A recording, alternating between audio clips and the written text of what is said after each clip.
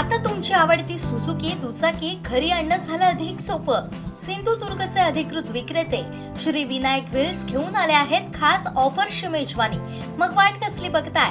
आजच आपल्या स्वप्नातील राईड बुक करा. पत्ता प्लॉट नंबर 92 MIDC तालुका कुडाळ जिल्हा सिंधुदुर्ग. रत्नागिरीकरांचं अनेक वर्षांचं स्वप्न असलेली विमान सेवा आता प्रत्यक्षात येण्याच्या उंबरठ्यावर असून रत्नागिरी विमानतळ येथील टर्मिनल इमारतीचं काम अंतिम टप्प्यात पोहोचलंय. येत्या मे महिन्यात येथून विमान उड्डाण सुरू होण्याची दाट शक्यता व्यक्त होतीये. विमानतळ परिसरात सध्या युद्ध पातळीवर काम सुरू असून सुमारे 25 एकर क्षेत्रात 35,000 चौरस फूट क्षेत्रफळाचे भव्य टर्मिनल उभारले जात आहे. इमारतीवरील सिलिंगचं सुमारे 62% काम पूर्ण झालं असून भिंतीचं काम वेगानं सुरू आहे. लवकरच रंगरंगोटीला सुरुवात होणार आहे. हे काम वेळेत पूर्ण करण्यासाठी सुमारे 200 कामगार आणि 20 अभियंते कार्यरत आहेत. प्रकल्पाची गुणवत्ता राखण्यासाठी कामाचं विभाजन विविध कंपन्यांमध्ये करण्यात आलंय.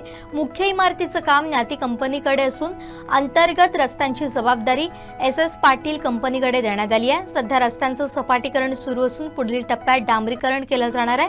तसेच संपूर्ण विमानतळाच्या प्रकाश योजना आणि विद्युत कामांची जबाबदारी सोनी इलेक्ट्रिककडे सोपवण्यात आली आहे. या प्रकल्पासाठी पालकमंत्री उदय सामंत यांनी विशेष पाठपुरावा केलाय. राज्य शासनाच्या निधीतून कामाला गती मिळाली आहे. प्रशासनाच्या नियोजनानुसार एप्रिल अखेर सर्व तांत्रिक आणि बांधकाम प्रक्रिया पूर्ण होणार असून मे महिन्यापासून रत्नागिरीतून विमानसेवा सुरू होण्याची शक्यता आहे. या प्रकल्पामुळे जिल्ह्यातील पर्यटन आणि अर्थव्यवस्थेला मोठी चालना मिळणार असून स्थानिक नागरिकांमध्ये उत्साहाचं वातावरण निर्माण झालंय.